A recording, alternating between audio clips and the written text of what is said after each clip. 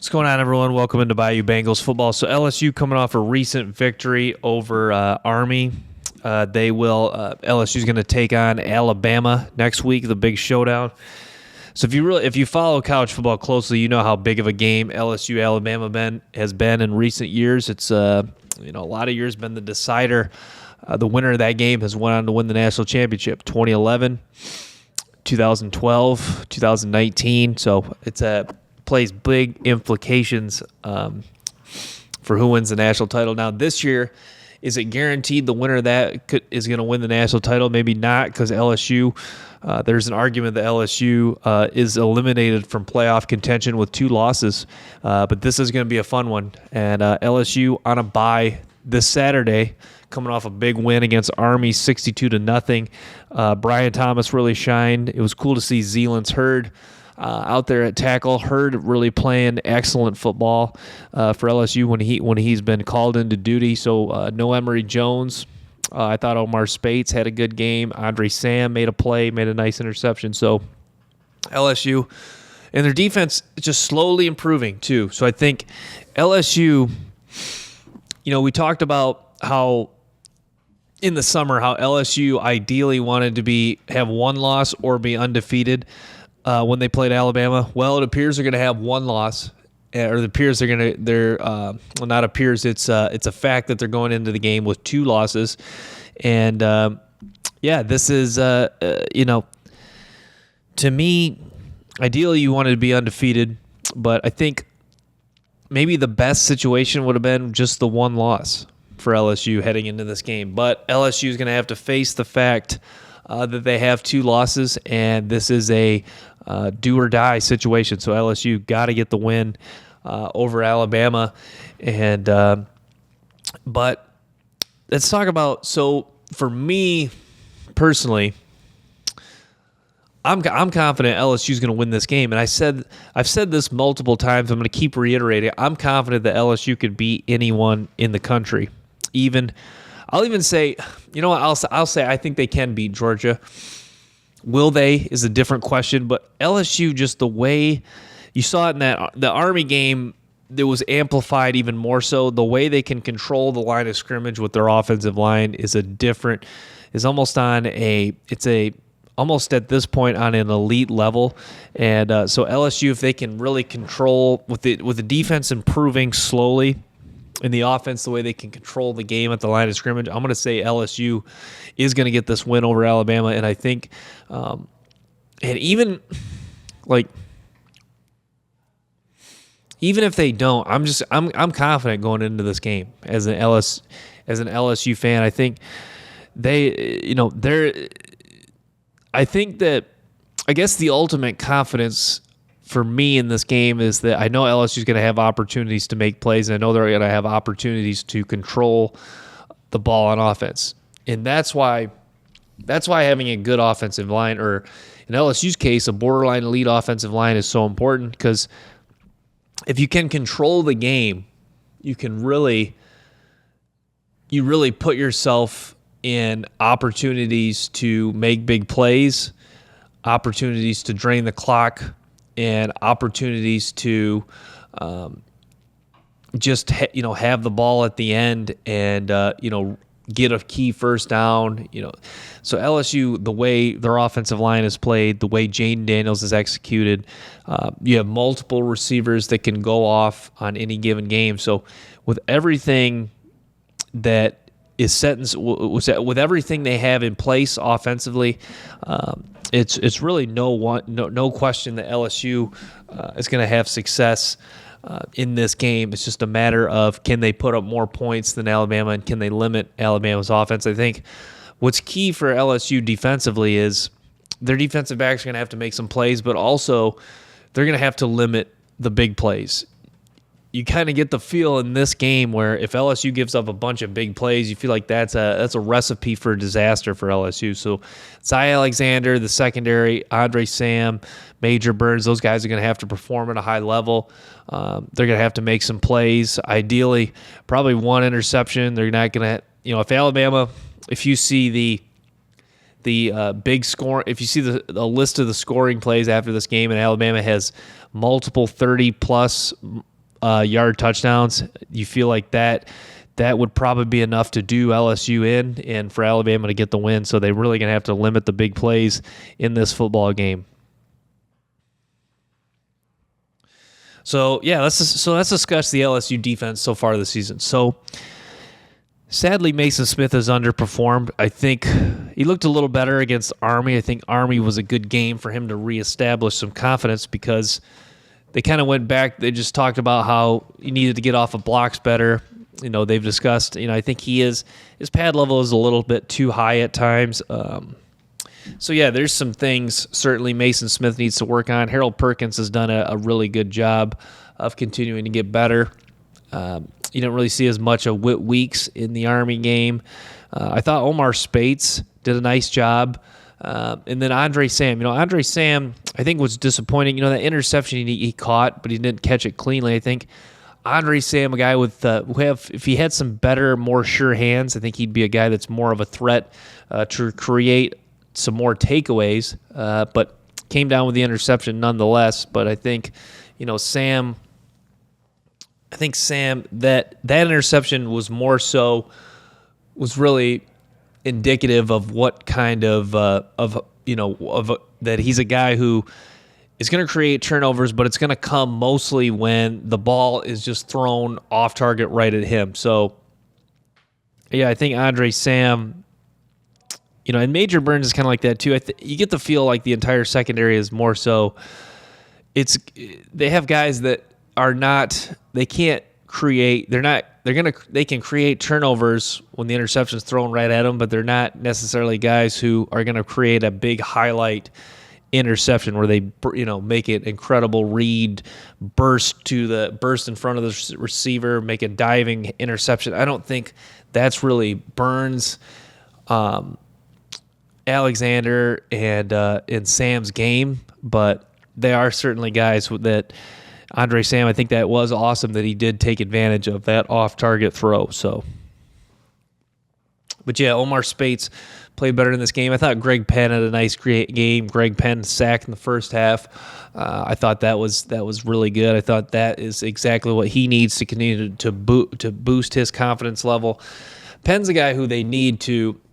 He did not play great against Alabama, and Penn is limited. He's a little bit stiff and is limited from a fluidity and burst standpoint, but when Alabama runs the ball, they're going to need Greg Penn to really be stout inside and strong at the point of attack, get off blocks and make tackles. So I think that's going to be key in this game. So keep an eye on Greg Penn in this game.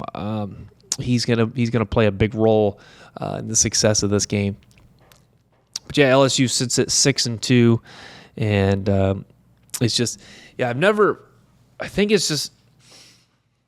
I don't know if it was because I was so sold on LSU in the beginning of the season. I don't know why I continue to be so confident in this LSU team, because this what could end up playing out here for LSU. Sadly, is LSU could win the rest of their games, win the SEC. Not get in the playoff, and then in the playoff, what I could see happening is we could see maybe some blowouts. Maybe Washington gets matched up with someone and gets blown out, or Michigan or Ohio State gets matched up with Georgia once again and gets blown out. And then I think LSU might be sitting there. Well, and I think LSU might be sitting there, and you're going, well, I don't know how Georgia would get in if LSU. But let's just say, I don't know, we'll say LSU beats Georgia in the SEC title, but Georgia gets in and LSU doesn't. I feel like, I don't know, even that would be far-fetched, but let's say, yeah, that could happen. And then I feel like, I don't know, I think at that point you feel like you'd have to have LSU. So that's kind of an interesting scenario I kind of just thought of on the spot there. What if LSU... LSU continues to have 2 losses and they beat Georgia. With their, at that point they would have wins over Florida, Alabama, A&M, and Georgia. I feel like, yeah, I guess the main point of all these thoughts I'm coming up with are LSU should have enough with two if they win out to get in the playoff. And I always get kind of annoyed by that people just immediately want to eliminate a team just because they have 2 losses. I don't think just because a team I don't, because that's not the college. People forget the college football playoff has the main criteria is get the 4 best teams, not the four teams who are not the 4 teams with the best looking coaches, not the 4 teams who score the most points in the fourth quarter. It's the 4 very best teams. It has winning a conference is not criteria. Having 2 losses does not. There's no criteria that having 2 losses immediately eliminates you. So that's what people forget about sometimes, because I think it's just because there is no precedent set. So if you have 2 losses, you can't. There's no team has been in with 2 losses, so there is no team that has kind of paved that way for that to happen. Obviously, it's kind of ironic LSU's in this situation this year because they had a chance to be the first team to make it with 2 losses last year. Obviously, it didn't work out that way. So, yeah, LSU with an opportunity to get into the playoffs with 2 losses. We'll see exactly how things go down. But to me, LSU winning out, even though, you've heard me talk about how confident I am in LSU, that is a lot easier said than done, because they still play Texas A&M and Florida, even though those teams aren't necessarily great teams. Just odds are, the way LSU's had some bad days defensively, just odds-wise, you feel like they could drop one of those games to A&M or Florida. And then obviously, even though I'm confident they could beat Alabama, they certainly could lose to Alabama next week. So, yeah, LSU, opportunities in front of them, but they got to take advantage of them, and most likely, or could likely need some help to get in the playoff.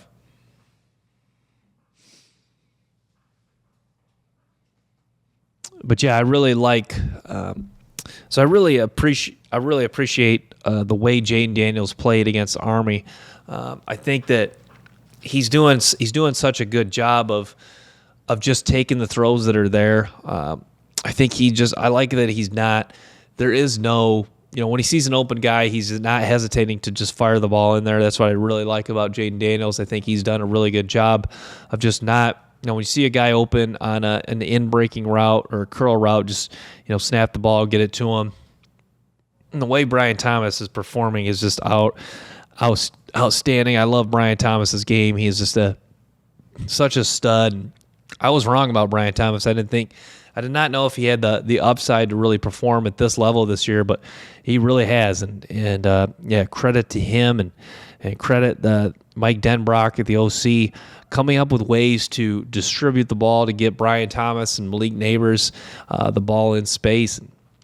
Yeah, that's the thing they're talking about in the broadcast against Army. They're talking about how teams are they're doing different things to LSU. They're kind of playing some more off zone. So, yeah, Mike Denbrock, he's a believer in, before this season, he really stretched. Let's get the ball in our hands. Let's turn upfield. Let's make plays. So, with guys playing off, it's been, it sounds like they're stressing to Jaden Daniels to get the ball out quick, get it to Neighbors and Brian Thomas in the open field. Just let them turn upfield, let them make plays. And that's exactly what Malik Neighbors can do.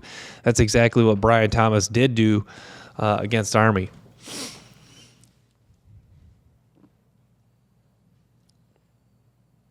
Because, yeah, that's why, if you look at Brian Thomas, Malik Neighbors, the way they can play, I think that's why you have confidence in any game, because those 2 guys alone, it's kind of similar to Jefferson and Chase from 2019. Those 2 guys alone can put so much pressure on a defense in their own right that it really gives teams a lot of problems. And that's the thing. If you look at any given game, if you have 1, 2, 3 receivers on one team, then that a big game from one of them, just knowing that fact, your percentage chance of winning goes up exponentially. So I guess the gist of the main point of what I'm getting at is having a difference, having 1, 2, 3 true difference makers on offense is just such a critical part of having success in the modern age of football.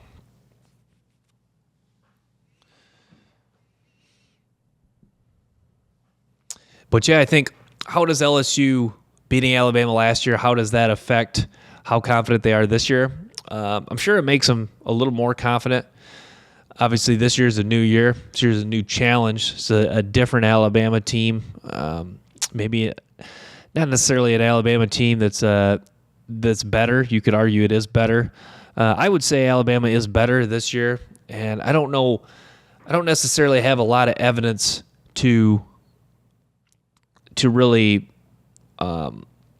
explain why, but I think Alabama is better this year. Alabama, no Bryce Young though, but Jalen Milroe is capable of creating big plays in his own right, and this Alabama defense does seem to, the Alabama team. I'm not ready to say they have kind of that heart of a champion in the way they perform this season, but this seems like an Alabama team that.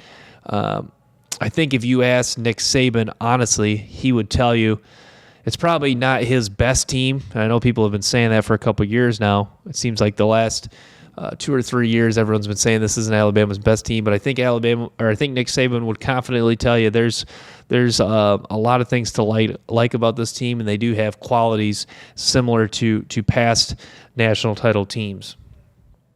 So Alabama, this is, it sounded like Captain Obvious. Alabama is certainly going to present a challenge for LSU. I guess what I'm getting at is I think this is going to be, you have a hard time thinking this is not going to be a close football game. It's going to be a game that's competitive for 4 quarters, probably a few lead changes, some hard-hitting physical play, limited big plays, at least for LSU. LSU limiting the big plays is going to be crucial for them getting the win. But yeah, it's going to be certainly a challenge for both teams. And I think what's big about this game, I think LSU has an opportunity to, Alabama's going to present a similar challenge that Florida State did, an opponent who will challenge you for 4 quarters, physicality on both sides of the line of scrimmage, athletes who can make plays, a quarterback who's a dual threat that can extend plays outside of structure. So to me, I think this could be LSU's chance of having a little bit of redemption from the Florida State game, because the Florida State game was their biggest game prior to this one upcoming against Alabama, and LSU did not do their part in being a worthy opponent for 4 quarters. So I think LSU should embrace the opportunity to now be tested once again for 4 quarters by a quality opponent and come out with a win and come out with their second win in a row over Alabama after seemed like numerous years they were unable to do so. Well, not even seem like, other than 2019, they were unable to from 2012 to 2018, they were unable to get victories over Alabama.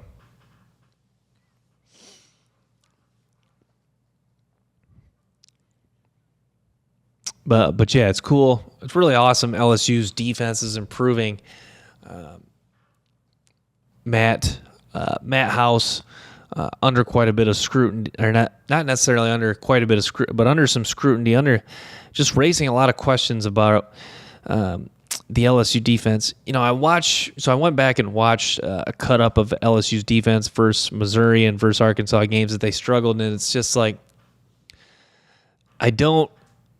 it's almost like,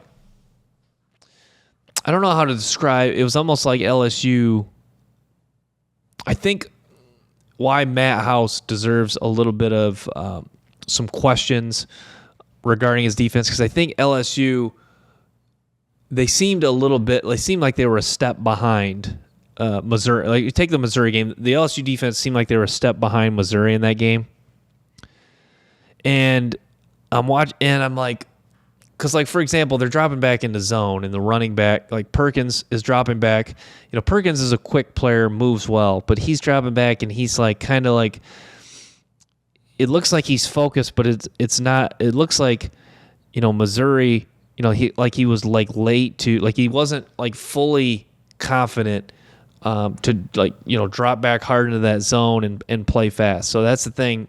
When players aren't playing fast, and it's not that like they were thinking a lot, but when they're not playing fast, it makes you wonder if they're not fully confident in some of the schemes and some of the stuff they're running. So I think that's why you question. Now LSU's gotten better, but I think that's why you question.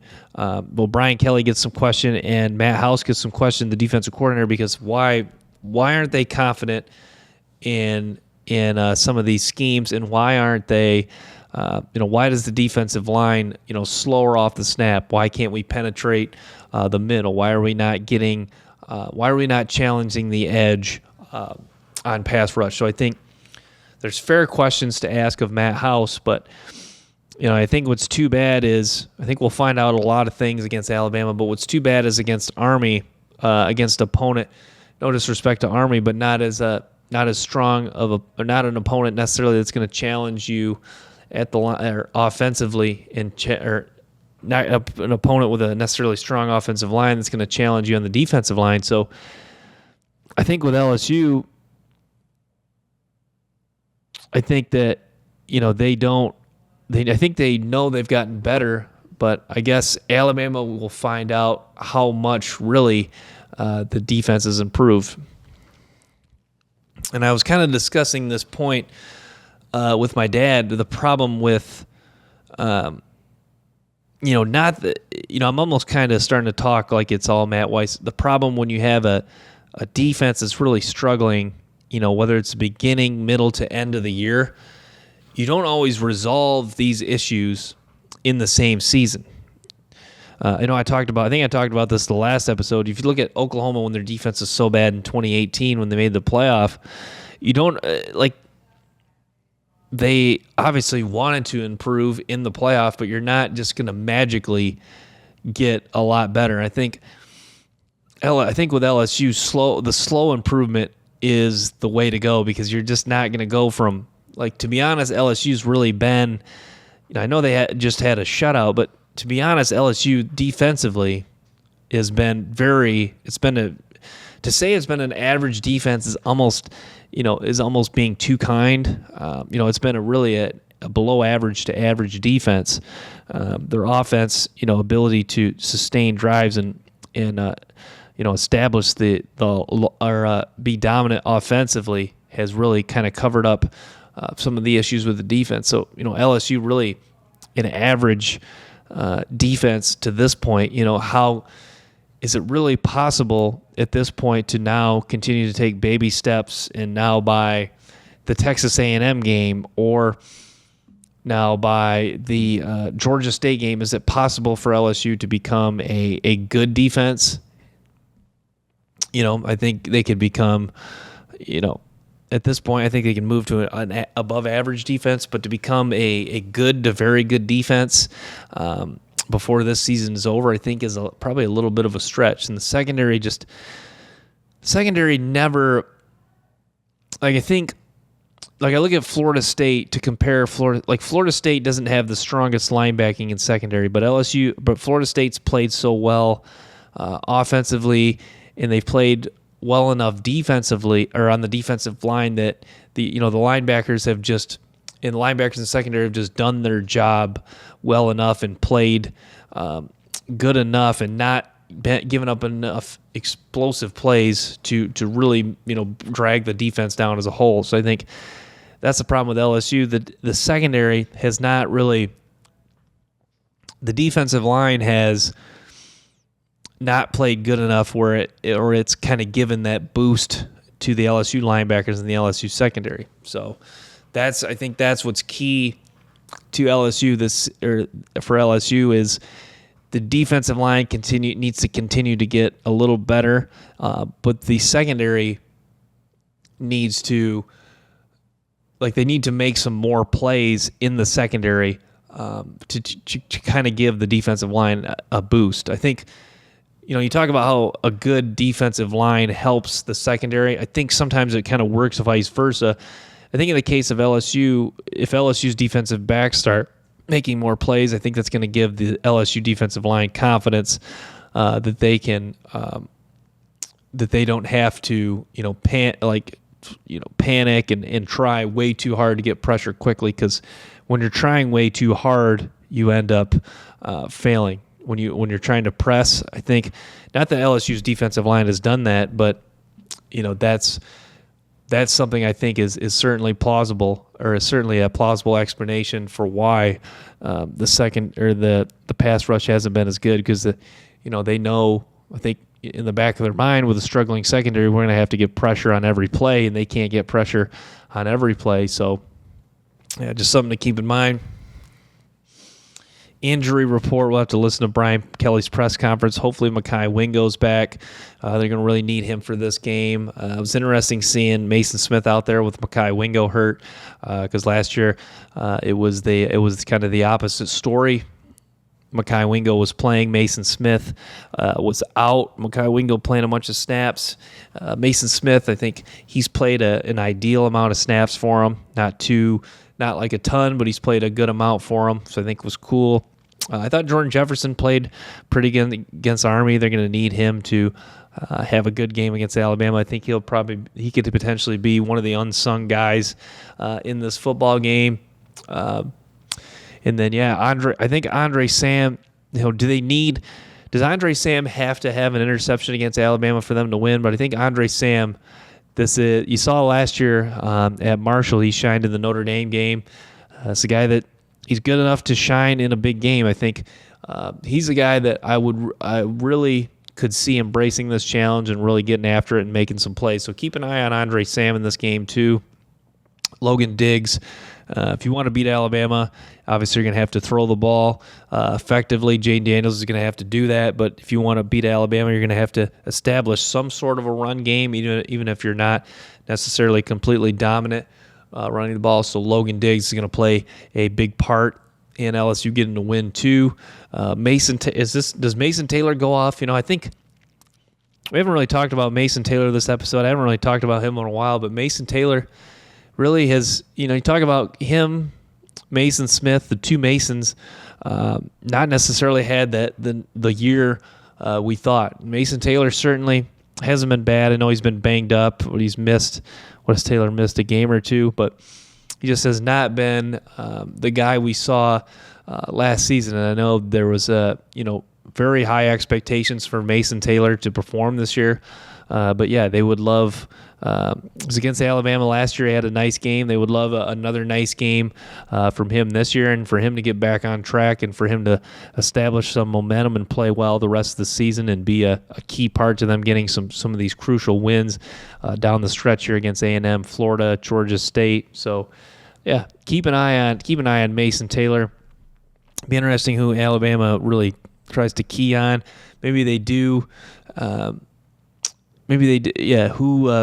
Be interesting who Kool-Aid's going to cover most of the game. I think, they may try to focus on Brian Thomas just because Brian Thomas, Malik Neighbors obviously has been dominant too, but Brian Thomas, the amount of big plays that he's put on opposing defenses, don't be surprised if Alabama puts Kool-Aid on him most of the game and really tries to take away the vertical threat that Brian Thomas brings. So I think that'll be interesting to watch how Bama defends Brian Thomas, obviously how they defend Malik Neighbors as well. So I'm going to wrap with that, guys. Thanks for tuning in to this episode of Bayou Bengals Football.